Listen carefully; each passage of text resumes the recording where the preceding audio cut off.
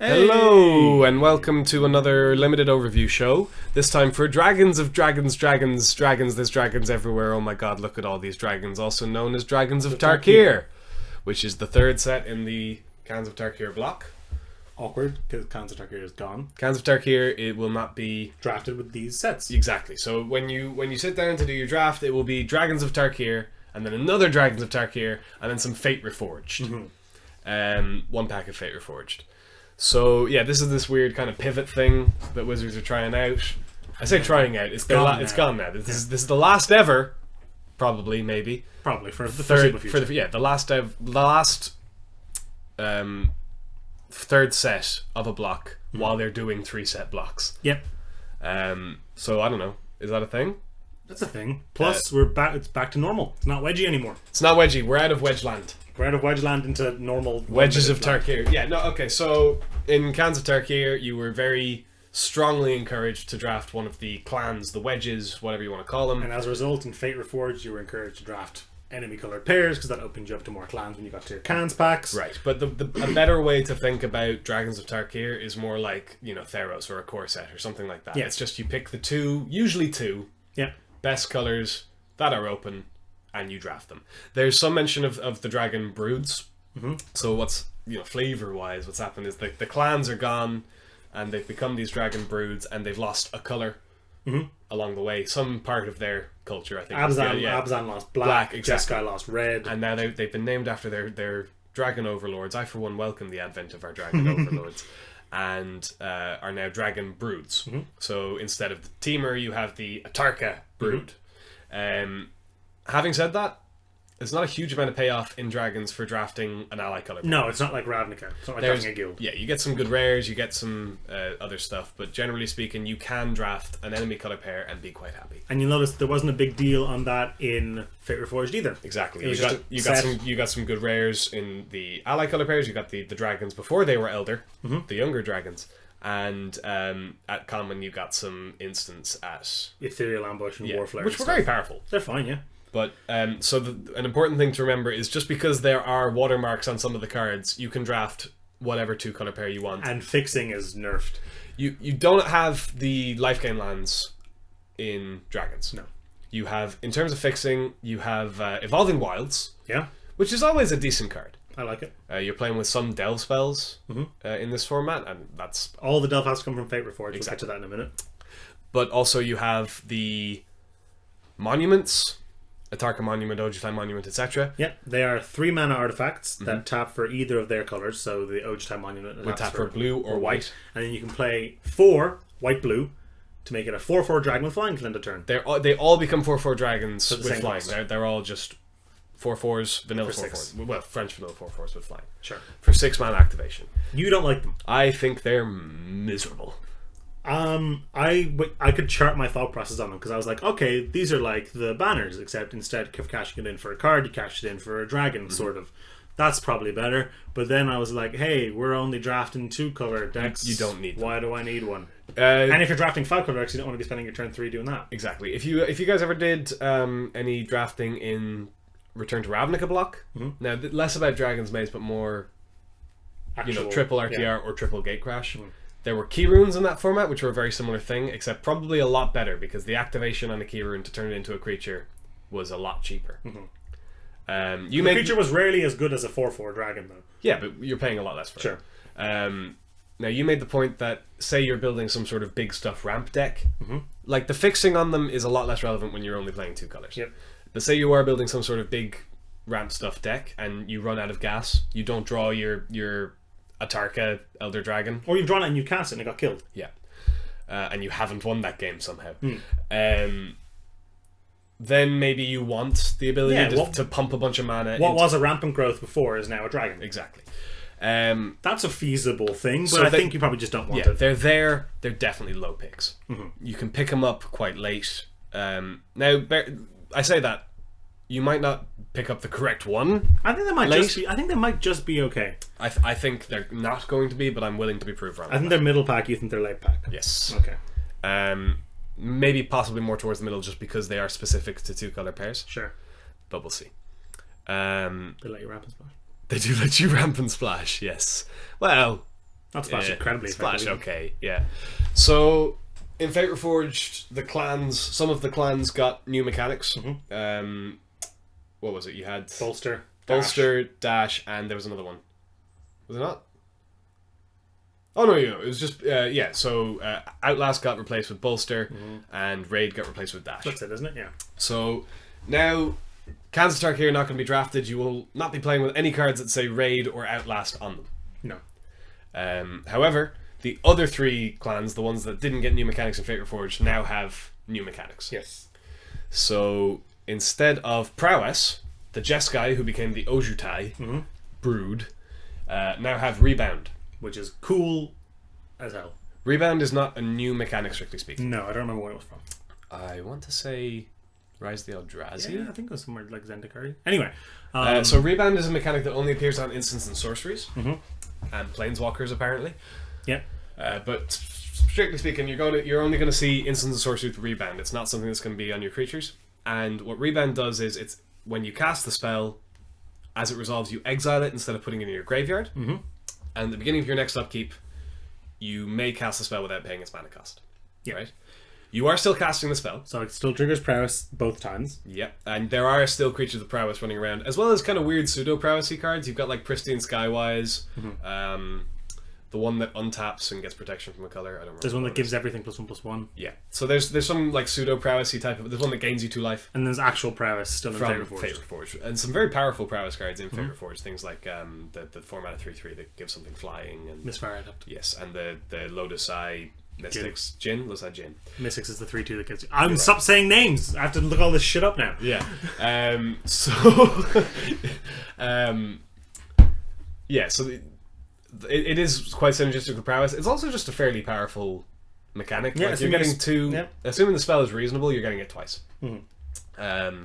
It ranges from a combat trick, say, to a Frost Breath effect, to some more powerful cards, but some very powerful stuff at rare, this kind of thing. Things to note: the rules have changed since the last time we played with Rebound. Yes, in terms of triggers. So definitely keep your dice handy, because if you draw your card before you use your Rebound effect, it's gone. It's gone. You've missed that trigger. It is a triggered ability on the card, and you're never getting. You can't. There's no going back. Exactly, it's a triggered ability, and it's your responsibility. It is also an optional trigger, which means you definitely can't rewind. You're just considered to have selected no. Yes. Now, less relevant for people who play Magic Online, but if you're playing in paper, you are no longer allowed to put the card on top of your deck. Yeah, people used to do this, put the card on top of the deck face up. Yeah, but which you can't do anymore. Yeah, it's too close to a game action, I believe. Is missing the top of your deck. Yeah, or you might be confused with a Courser Crucifix or something like that. Right. So a good way to do it is just put a dice on top of your deck to remind you. Is that everything about Rebound? I think so. I think it's pretty good. You can't, if you don't have legal targets, if the spell requires targets and you don't have legal targets, you can't cast it. No, you can't. And you can choose not to cast it as well. If it's not beneficial to you, you can just decide, I don't want to recast this. Yeah.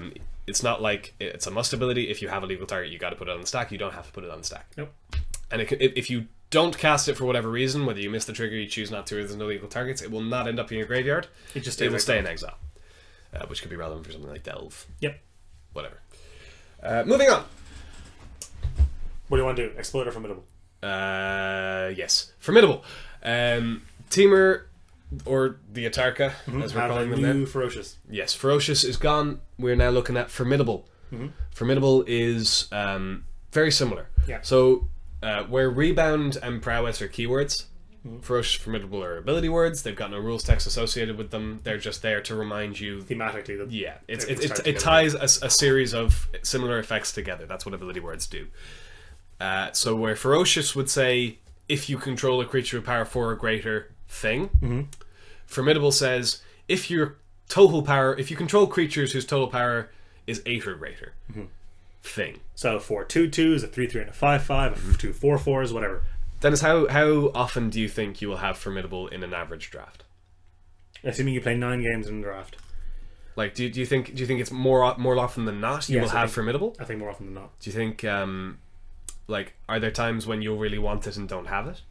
Yes. Yeah. Yes, I think so. But like, I think I found myself getting in stalls a lot. Board stalls. Board stalls. Okay. Where both people have like 4 things and no one has really profitable attacks. Yeah. Now that might be less true in Dragons of Sure. Tarkir because of all the dragons. Did I mention all the dragons? There's Yes, loads of dragons. There's a lot of dragons. But I think Formidable is going to come up with a decent amount. And you can definitely wait for it. You can be like, I'm going to preserve my board state a little bit just to get to 8. Do you think you're more likely to have Formidable than you were Ferocious? Yes. You think Formidable is easier to achieve than Ferocious? It's kind of hard to get from... It's unlikely to achieve one without achieving the other. That's true. Do you know what I mean? It's the 4/2/2's argument. But Yeah, but... now, a lot of these... You can't do like... You can't have like an Alpine Grizzly to make it a 4/2. Exactly, just a random one. Yeah.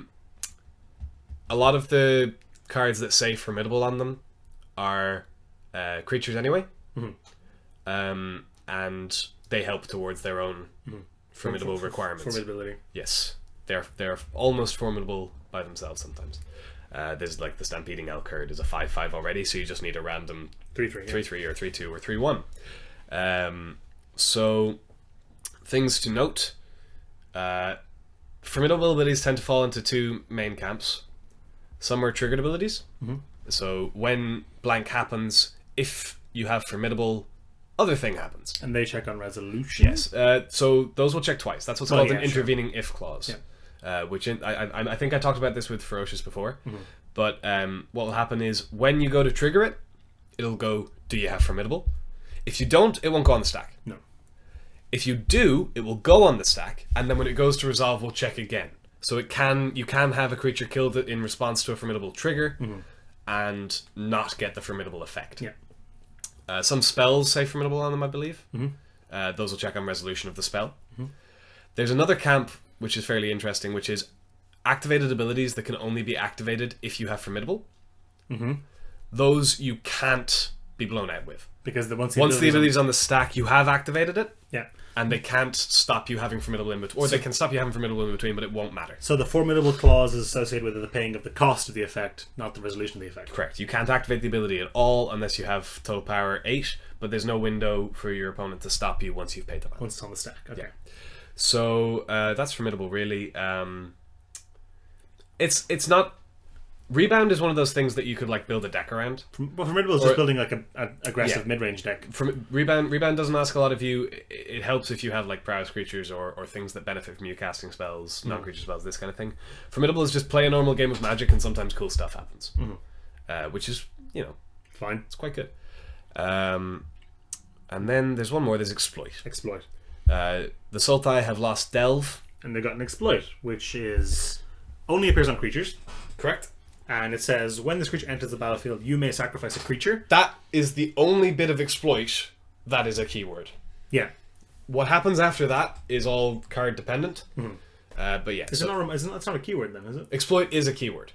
Exploit is a keyword that says, when it enters the battlefield, you may sacrifice a creature. Exploit has no other rules text associated with it. And then after that, creatures will say, if you do sacrifice a creature... It will say when it exploits. Yeah. That's important. That's what makes it a keyword? Well, that, and also it's not an if, it's a when. Okay. So it gets a bit fuzzy rules. This is all strictly, completely irrelevant for 99.9% of cases. Yeah, but there are corner There's no card to say creatures gain exploit. No, but what I mean is, so when I cast my creature on the stack, it doesn't care that it has exploit. When it enters the battlefield, a triggered ability goes on the stack that says you may sacrifice a creature. Yes. At that point, I choose whether or not to sacrifice a creature, and only if I do will the triggered ability that says when it exploits go on the stack. So they're 2 separate triggers. They are 2 separate triggers and can be responded to separately, and you can get some weird stuff happening. Important stuff to note, it says you may sacrifice a creature, not another creature. So it includes itself. So at their very worst, exploit creatures are either vanilla creatures with their own stats, or they are sorceries. Yeah, that do whatever their exploit effect was. Yeah. One of them's an instant. Yes, one of them is instant. It should be on screen now. It's called Silumgar Sorcerer. Is that the flying thing? No, it's the flash counter. It does have flying as well. Yeah. Oh my goodness. It's a 1 blue for a 2/1 flyer with flash and exploit, and if you sacrifice it, it counters a creature spell. It's just got so many words. It's got a whole lot of words. So many words. So yeah, it's an interesting mechanic. It's not again, it's not a build around me thing. No, it's just a mechanic that's going to come up in games and be something that's to spice up. Yeah, it's very reminiscent of the the modal Enter the Battlefield abilities that we saw in Fate Reforged. Yeah, it's reminiscent of that. It's the creature's versatile, which is important. There are some things that want to die. There's the owl the bird that draws you a card. There's a student that draws you 2. And there's also from Fate Reforged, we're still playing with Sultai Emissary. Yep, and Jeskai Sage. So if you're picking up a bunch of those, maybe your exploit effects get a bit better because you're getting some card advantage from them. But generally speaking, it's just going to be a thing you can do with your creatures. Sometimes the bodies on the creatures are quite small for their size, for their mana cost.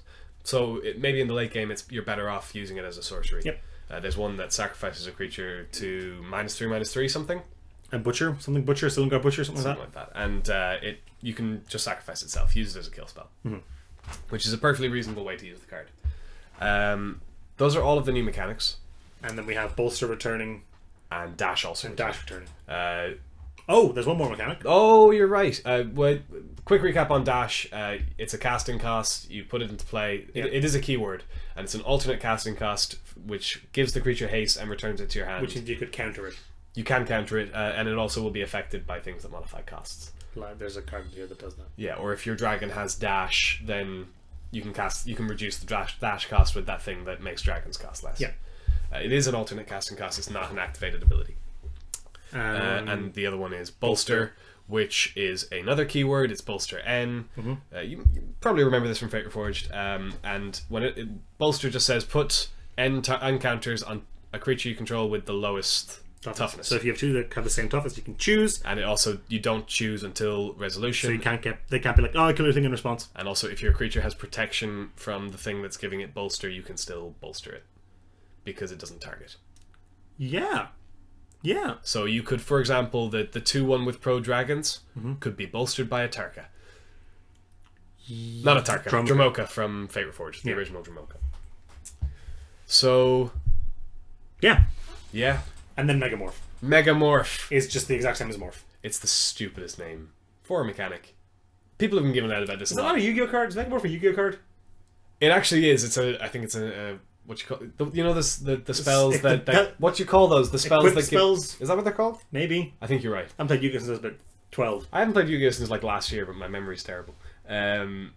Megamorph gives the thing double power if you have less life than your opponent, and half if you have more life. Yeah. That was our Yu-Gi-Oh segment. Yeah, it'll be on the screen. Megamorph. So Megamorph is just morph. You can, if a card says Megamorph on it, you may cast it at any time for 3 mana as a face down 2/2 with no abilities, no name, no casting cost, whatever. And then it just morphs back up again, except it has a +++ counter on it. Now, the putting a +++ counter on it is interesting rules wise. The triggered ability? It's not. It's part of the special action that turning a face. So you can't go flip my 3/3 up with Megamorph and it's going to become a 4/4. They can't go, haha, I deal 2 damage to it. Once the Megamorph ability is finished resolving, or once the Megamorph special action is finished happening, it's a bit weird. There's no window where you can go kill your thing before it gets countered. Exactly. It will have the counter as soon as it's turned face up. Yeah. Although it does say put a counter on it, not it comes up with a counter. So it will trigger your Enduring Scale Lord. What? Yeah. Anyway, Megamorph's the same as Morph, except it's now there's a lot less of them. Slightly. There's a lot less Megamorphs in the set than there were Morphs in Cans of Tarkir. So you're not going to be like there will still be a number of 3 mana vanilla 2/2s running around, but not quite as high. But not quite as many. So cards that interact very favorably with 3 mana 2/2s are still good, but not as good as they were in Cans. Like 2/3s or Wild Slash, something like a Death Frenzy, something along those lines. We have a new Death Frenzy. We have a red Death Frenzy, a Pyroclasm. Yeah. So those are all of the new mechanics all of the named mechanics. Yeah. From Dragons of Tarkir. There's some other interesting things, but they're kind of card specific and they'll come up in their own way. Having looked at the spoiler, would you say Dragons of Tarkir is a strong set or a weak set? Well, I would say, look at all these dragons. Oh my god, seriously, you guys. But also, I'd say it's a very strong set. 10 points for Gryffindor. Really? Yep. I'm a Slytherin. Then you're shit at your job. Okay. Yeah, it's really good. A lot of really good cards, common and uncommon. A lot are all really powerful, and a lot of the rares are pretty good too. Yep. And it's got a lot of cards that could see constructed play. What the fuck is that? It just seems super pushed. It's just like, hey, look at all these cards that are really efficient, And I like that.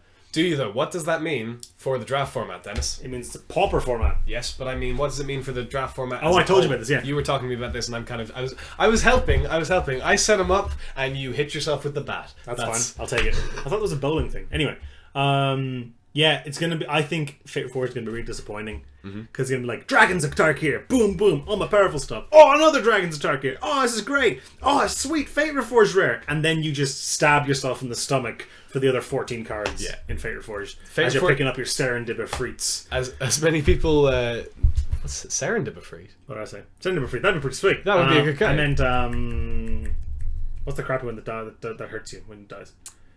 Something of Freet. Oh, Smoldering of Freet. Smoldering of Freet. Serendipity Freet's a good card. Shut up, man. Okay, so yeah, Fate Reforged, as a lot of people commented on when it was the format, is a very top-heavy set. There's very powerful rares, and some very powerful uncommons, and then one or two really powerful commons. And really hey, what? Sunstep Outcast? Sunstep Outcast. It's pretty good.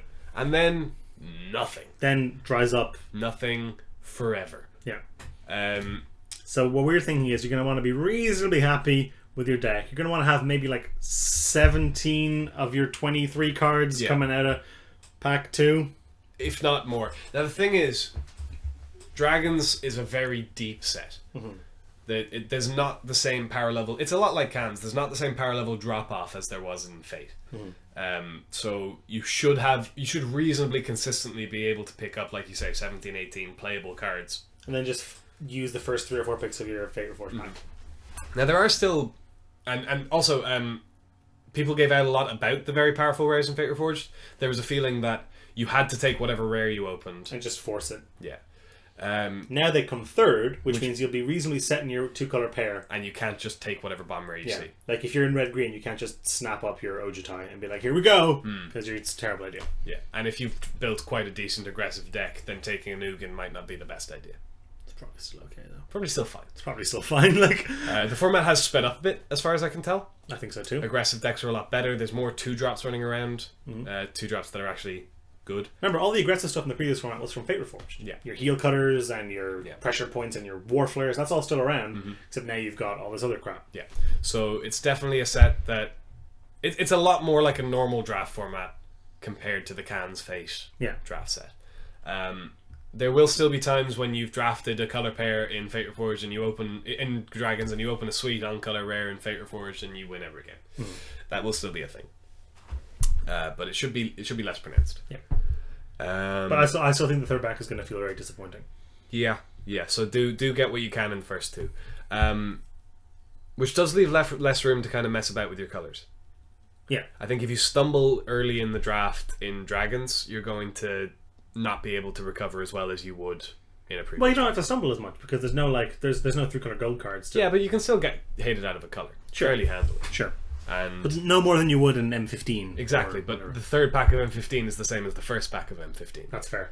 So there could be issues where you're paying off on parallel. Yeah, you stumble a little bit on colors in Dragons, and then you're a little bit stuck in Fate Reforged. There's also no room to go 5-color anymore, or even 4-color. 3-color still viable as it would be in any format. You can splash. Sure, and you still got the common lands. You've just got one pack of lands, and it's just not enough. No. Evolving Wilds and the monuments are not good enough fixing. Okay. I think the monuments are okay. No, I mean they're not good enough to go 5-color. Oh, sure. I think the monuments are ramp spells that are also some that are later dragons. Yeah. And that's not great, but it's fine. No, they're fine. I think I'm it's gonna be a long time before I actually take one. Okay. But I think they're fine. Could you build a deck out of them? A deck out of just monuments? Do they still tap for mana when they're creatures? Yes. I don't know why you'd ever want to do that, but they technically do. Okay. So if I attack with all my guys and war flare them, then I can use them all the mana in my second to cast another war flare. No, to cast more monuments. And now you're cooking with gas. I love it. Okay, so Dennis is drafting the mono monument deck. Monument deck. Moving on. Yes. So there are 5 colors in Magic. Did you know that?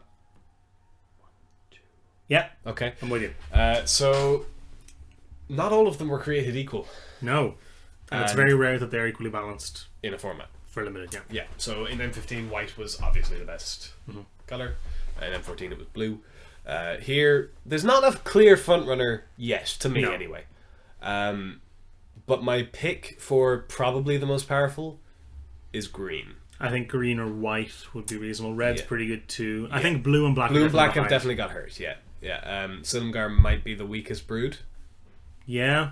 It's still good. Yeah. It's not the huge gap that there was in other formats like Gatecrash or something like that. Yeah, but I would think you would have. I think green, red, and white are definitely a tier above.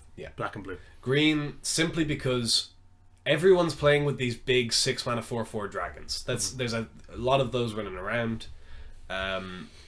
Like picking up those big creatures isn't as big a deal. The late game threats. Green just gets in the set. Green has lots of early efficient beaters, just bigger creatures than what everyone else is going to be doing at that time, and then pump spells to back it up. So you can build quite a strong kind of mid-rangey aggressive green deck, especially if you pair it with white or red. Red in particular, I would say, but white also very good. Sure. After that, white or red. Like, I think my pick right now, my prediction for what the strongest archetype is going to be your Atarka, beat down and removal and combat trick deck. That's Gruul. Yeah, it's what Gruul has always done. Yeah. Just its creatures are bigger than yours, and yours aren't going to be there for very long. Yeah, I mean, you get your heel cutters and stuff from before. You get your heel cutters, your Teamer Battle Rages, which are excellent. Yeah. And Pyrotechnics. Yeah. Bathe and Dragonfire. That's what you get to pick up in Fate Reforged. And here we'll talk about that a bit. Yeah. So I'm not sure which of the 3 Naya colors, be it white, red, or green, work out to be better than the others. Yeah. But I would definitely agree that they're a tier above blue and black. Having just looked at the spoiler, it's one you could easily play with it and be like, "We're idiots. Blue was amazing." Yeah. Or a thing I will happily admit in several weeks that was wrong about is that black is not as strong, and my reasoning is I think black could be very strong because it just has the best removal, and with the format the way it is, with these big dragons running around all the time. Removal, you put a premium on removal more than you would in any other limited format. So what cards do you think makes black have the best removal? Ultimate Price. Sure. What's the one? Flatten. And there's one other. There isn't really. No, there isn't. Ultimate Price though. Even then, you got multicolored dragons running around. Maybe I'm just wrong. Maybe black's just weak. I'm trying to think. There's another black removal spell that's really good. Like what was in Reach of Shadows that's in Fate Reforged. There's not a ton running around. No, there's an Edict, isn't there? Yeah, sacrifice creature, and if you reveal a dragon, you gain 4 life. Is that it? Yeah. But yeah, that's another mechanic that they've been messing with. If you control a dragon, if you reveal a dragon. So the way they're worded horribly, horribly. It says like when you cast it as an additional cost to cast it, you may reveal a dragon from your hand. Then it says whatever the spell does, and if you revealed a dragon or you control a dragon, it does something extra. So there's, for example, Draconic Roar is my pick for one of the best red cards. Yes, it is 1 in a red, and when you cast it, instant. When you cast it, you may reveal a dragon from your hand. It deals 3 damage to a creature or player. And then if you reveal the dragon or you control a dragon, it does a creature. 3 damage to a creature, and if you reveal the dragon or you control a dragon, it also does 3 damage to the creature's controller. Yeah. Very, very powerful card. In limited, something like a Lightning Strike, almost always going to be pointed at a creature. A lot of the time. So this is, almost functionally identical. A little bit weaker, but then if you reveal a dragon, you get a Searing Blade style effect. Yeah. Which is just very powerful. Removal is going to be really important in this format. That's my prediction. Because everyone has these big late game finisher cards that are hard to deal with. And they still got all their rares from Fate Reforged. Yeah. But now you've got Pacifism. Pacifism is like common. It took me so long into my limited Magic playing to understand how good Pacifism was. Yeah, it's the same. It's like I didn't realize, like, it just, but the creature's still there. No, it isn't. It doesn't matter anymore. Yeah, if it has a tap ability or something. Tap ability, if it has a static effect, something like that. And here you can exploit it to mitigate that loss. Get a bit of value back. Yeah. And generally speaking, not all of them. There's a couple that I just would almost never exploit, but generally speaking, when you exploit, you get a card of value back. Something close to it, yeah. It's -3/-3 to a creature, or Sign in Blood, or there's one that's like Drain 2. That's the one I would probably never. Yeah. So the removal spells are the premium. probably the best removal spell in the format is Ultimate Price. Not Pacifism? Quickly followed by Pacifism, I would say.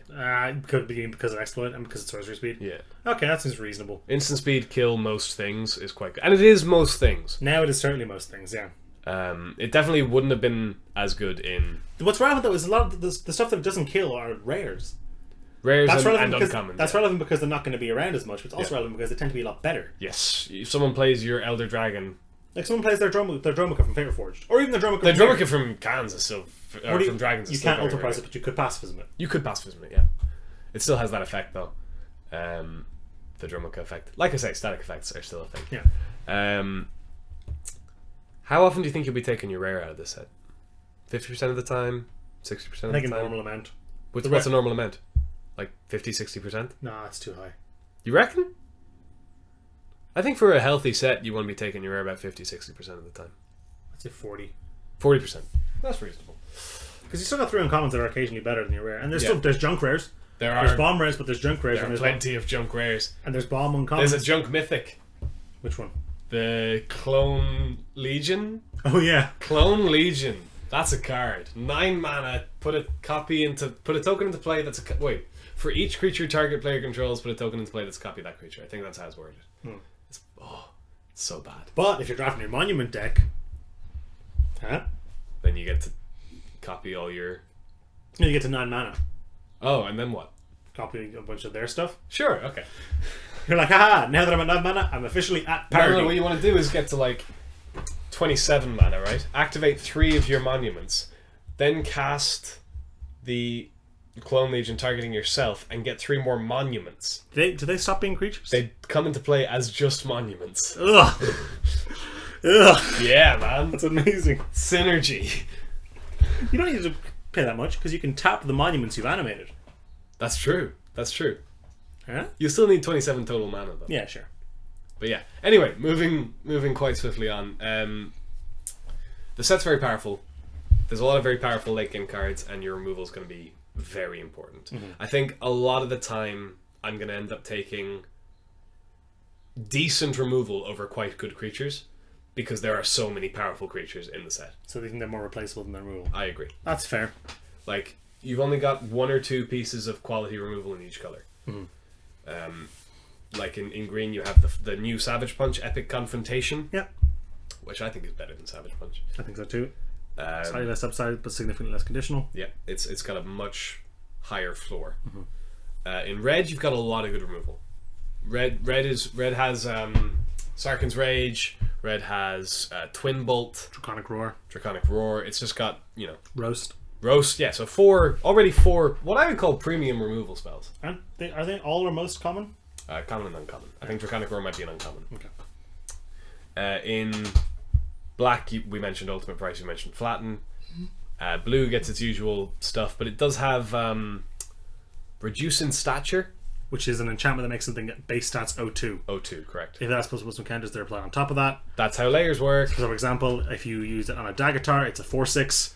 Yeah, synergy. Draft the white-blue deck and put it on your own Daggertar. Yep, there you go.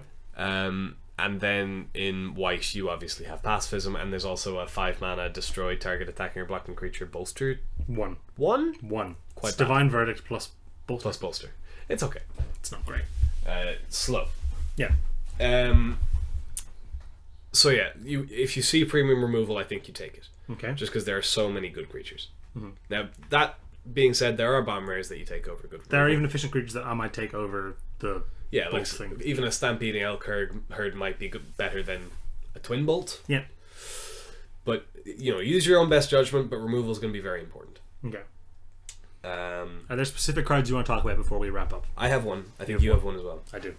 So I mentioned that my pick for probably best archetype is red-green beatdown. What I did not say is that it is not even close to my favorite archetype I've seen so far. There's a card, an uncommon. Some of you remember the Goblin Slide deck from Cans and Fate, where Goblin Slide was an uncommon 3-mana enchantment. Whenever you cast a non-creature spell, you may pay 1. If you do, you get a 1/1 haste. There's also Quiet Contemplation, which did a similar thing, except instead of making a goblin, it taps something. It froze something. So we have it back again. Skywise Teachings. It's more expensive. Costs 4. It costs 4 to play. It's 3 in a blue, and the trigger ability costs 2 to activate. But instead of a 1/1 with haste, you get a 2/2 with flying, which is much better. Agreed. That is a card. That is actually like a Windrake is a card. And you still have all of your stuff from Fate Reforged. You have your refocuses and your pressure points and your Ride into Beings and your Soul Summons, which are now double creatures. Yeah, you also now have from Dragons Anticipate and all of your Rebound spells. Casting from Rebound is still casting and will trigger your Skywise Teachings. Twice. Yeah, you'll get the trigger when you cast it and the trigger on your upkeep when you recast it. Which means you do have to commit to paying it before you see what card you draw for the turn. That's true. And 2 mana is no small feat. It is much more than 1 mana. Yeah. Now, I think the way the deck wants to be built is mostly non-creature spells with a smattering of the defensive blue creatures and white, to a lesser extent the defensive white creatures.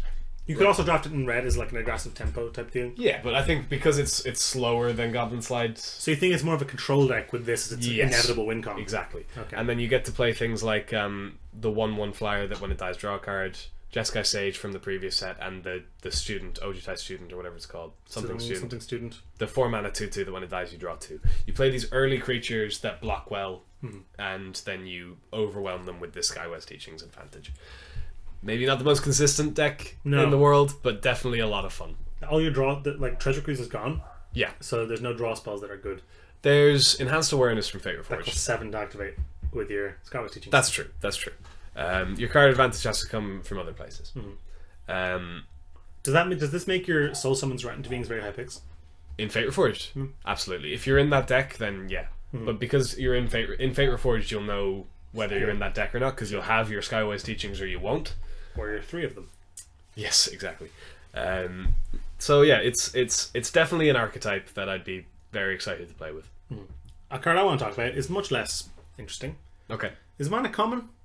I believe yours is an uncommon. It is great. It is an uncommon. Teacher's Decree. But we both like teaching. Yeah, it would seem so. It's 3 and a white. Creatures you control get +2/+1 to end a turn. I've heard of that card before. It's called Russia Battle. Yeah, but didn't it do something about warriors? This just seems like a worse version of that. But it has Rebound. Hey! And every single time I cast Russia Battle, I was like, you know what I wish I had in my hand? Another fucking Russia Battle. Yeah. And now you do. Yeah, absolutely. Because your opponent's like, okay, whenever you cast a Russia Battle type effect, your opponent is in a position where they're like, okay, if I can survive this attack, I can stabilize. I'll make some unflattering blocks. And like just preserve my life total a little bit and make some trades or some chumps I don't want to make, but now they have to do it all again next turn. Yeah. Now, admittedly, you don't get to capitalize on it as much unless you have creatures with haste, because all your stuff that died the first time won't have come back. Yep. So your second one is still going to have less of a punch, but it's going to enable a whole bunch of damage. Yeah. Worth noting, a lot of our good token cards, our Ponyback Brigades, our Hordling Outbursts, our Take-Up Arms are gone. You still have Dragon Fodder. You do have Dragon Fodder, which is just a step down from Hordling Outburst. And it's pretty decent with half the time Skywise Teachings. It is. Half the time I cast Russia Battle, it wasn't on tokens. No, it was just on 3 or 4 guys. 3 or 4 guys. Yeah. And now all my 3 or 4 guys are as big as or bigger than your guys. And now the life swing did matter. It did. It helped if you helped you survive the crackback. Yeah, exactly.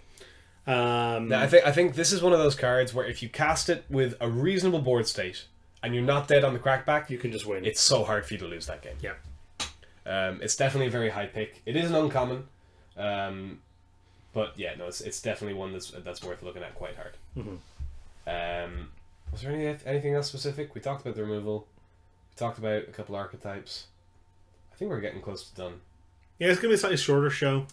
Yeah. We didn't spend as much time talking about specific cards. Yeah. Because there's just so many good ones that we don't have. Yeah, that is a thing. I would encourage you to take a look at the spoiler yourselves.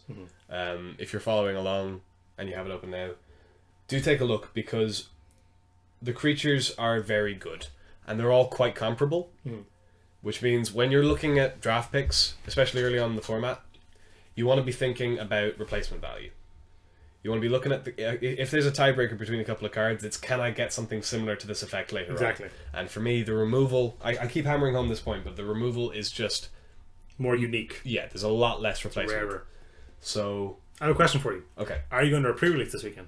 I don't know. I don't know either. I haven't actually. Let's assume for the purpose of my follow-up question that you are. Yes. What brood will you pick? Okay. If I was answering this as a nuts and bolts, I want to win this pre-release, I'd be picking a Tarkir. And as the fool that you are? I have a weird love affair with Jeskai, and so we'll be picking Ojutai. Okay. If I were to go, which I still may, I think I'd probably pick a Tarka as well, although I could defend myself picking Dromoka. Yeah. One of the green ones is probably the best choice for me. I think so too. I don't know how it shakes out. Is it going to be like one-seeded? You'll be playing with one seeded pack, which will contain a mixture of cards from Dragons of Tarkir and Fate Reforged. Weird. And you will also be playing with one pack of Fate Reforged and then 4 packs of Dragons of Tarkir. I'm definitely going Dromoka. Yeah. Or a Tarka. One of the green ones. Yeah, that's... I don't like pre-release seal formats. They're always so strange. I know it's like a fun thing. Yeah, it's a mess around. Yeah. And you get to throw your dice at the tokens this time. Another reason to pick Ojutai. I'm just saying, it's got the best looking dice, the best looking life counter. What? It's really if you haven't seen it, you're colorblind. Take a look at them. It's like this frosted glass effect on the. It's beautiful. Don't they all just look black and white to you? I'm not being mean. Oisin's colorblind. I suppose I am being mean. Yeah. I'm not being incorrect. I'm not being mean. I'm kicking him because he's got no legs. No. Don't compare being colorblind having no legs. Anyway, moving on. You have the least inconvenient disability in the world. It's great. You can't be a pilot? I can't be a pilot or a cop. Can't be a cop. What? Why? I have no idea. Why can't you? Because I'm colorblind. Topical and edgy. That is a loaded statement. Oh, that was edgy. Let's move on. Jesus, dude. Okay. Yeah. So, pre-releases. Let's come back from edgy land back to magic land. Yeah. The seal format's a lot of fun. Mm-hmm. Are you really? You're giving me this? Yeah, that's fair. All right, that's fair. Okay. So, yeah, best looking dice, Ojutai, not close. I don't like the dumb dice game.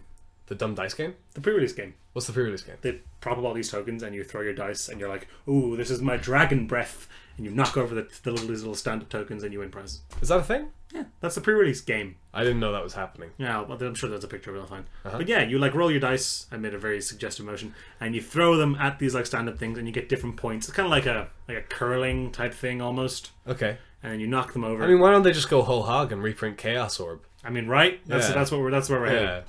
Or just skip the pre-release and go play skee ball.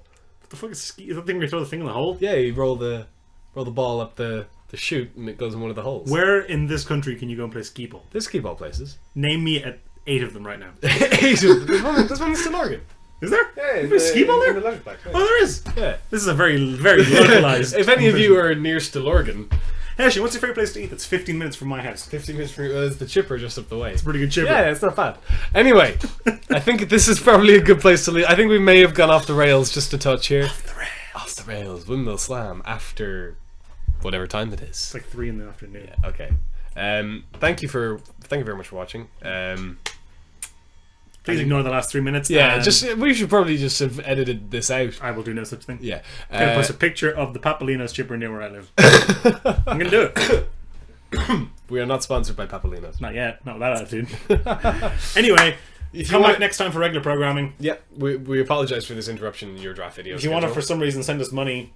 Patreon. Down there. Patreon, and there's also links to social media stuff that Dennis uses and I never do. No, Oisin never tweets. I tweeted about you with an embarrassing picture of you and you still didn't reply. I saw it, I read it, I didn't reply. I texted Oisin. Oisin was like, hey, do you want to film on Sunday? And I was like, oh, I can't film on Sunday. Texted him on Saturday going, hey, maybe we can film tomorrow. If we were to film tomorrow, what time would be suitable? No, you texted me on Sunday morning and I was ridiculously hungover. I'm going to pull out my phone and prove to you that I did not... It was Sunday morning. Unless you texted me while I was out on Saturday. Okay, you see you were out on Saturday, right? Yeah. Okay, let's look at what time I texted you this. Okay. That you were so drunk that you forgot this event. I texted you at 5 p.m. on the dot on Saturday. Okay, 5 o'clock. I was not drinking at 5 p.m. Not drinking, drunk. I was not drunk at 5 p.m. Bleary-eyed at 5 p.m. Okay, so I just didn't read your text. Yeah, okay. But yeah, anyway...